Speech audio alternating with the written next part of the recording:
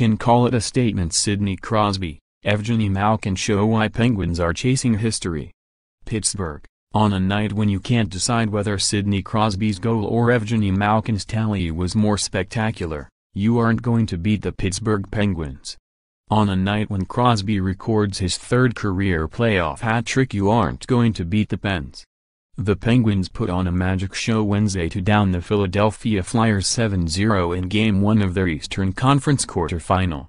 While it's too early to draw any conclusions about how this series will play out, the dynamic performance is a reminder that the Penguins, despite several roster changes, still boast the offensive might and defensive commitment necessary to win a third consecutive Stanley Cup. "You can call it a statement," said Penguins center Derek Brassard, who joined the team at the trade deadline. "I've seen this from the other side. There are a lot of guys who are trying to be first on the puck, using their speed, and they are hard to handle. Crosby and Malkin were near impossible to handle in this game. They remain the top two reasons why the Penguins have a shot at a three-peat."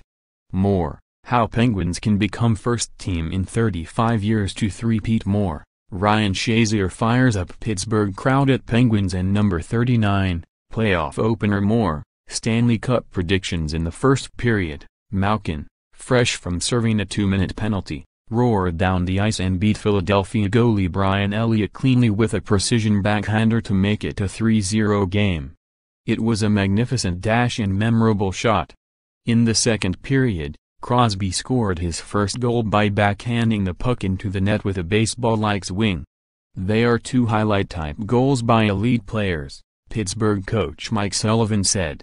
"There aren't too many guys who can make those plays."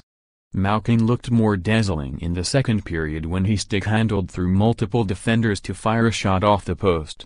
The level of play displayed by Crosby and Malkin, particularly because it came in Game 1, makes one wonder whether they see themselves on a special mission to dramatically lead the charge to a third title. Crosby knows the history of the game. Maybe he is trying to do what Mark Messier did in 1990 when he made it his personal mission to lead the Edmonton Oilers, then without Wayne Gretzky, to their 5th Stanley Cup title in 7 seasons. "Sometimes we marvel at what Crosby and Malkin do out there," Sullivan said. "Their talent level. Their instincts. Those 2 goals are an indication of how talented they are.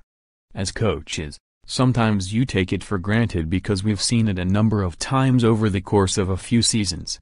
Every once in a while they come up with the highlight reel goals. They are exciting to watch, and they are certainly inspirational type goals for our team. That's what these guys bring." Crosby registered 4 shots, was +5 in this game, and won 57% of his faceoffs. The Flyers weren't at their best, and they will undoubtedly play better in Game 2. But this game was more about how well the Penguins played than how poorly the Flyers performed. Elliott, Philadelphia and number 39 starter, was pulled after giving up 5 goals, but coach Dave Hakstol said after the game that his first instinct is to say that Elliott will be in the net for Game 2. "It's not as if this Pittsburgh offensive display is a surprise." The Penguins posted a 27-11-3 record in the second half of the season, and scored 3 or more goals in 33 of those 41 games. They scored 5 or more in 17 games. The Penguins beat Philadelphia 4 times in the regular season and scored 5 goals a game in all 4 victories. More, Winnipeg Jets beat Minnesota Wild for franchise and number 39's first playoff win. More, first playoff game in Vegas. Golden Knights history got off to a wild start on a night when 12 different Penguins recorded points. The secondary story was that they limited the Flyers' scoring opportunities. Team defensive play is supposed to be the Penguins' weakness, but they only gave up 24 shots on goal. "I think it was a commitment to defend the right way," Sullivan said. Sullivan said there's risk that goes with the Penguins' creative playmaking skills. "We don't discourage our guys from playmaking because we think it's the identity of the group," Sullivan said. Sullivan said what he liked about his team's defensive performance was when the Penguins turned over the puck there was urgency and effort from the puck to track and recover. Hakstol said his team's undoing was the inconsistency of their efficiency. "You can't play in spurts against this hockey team at this time of year," Hackstyle said. The Penguins have 33 playoff wins over the last 24 months to prove the validity of that statement.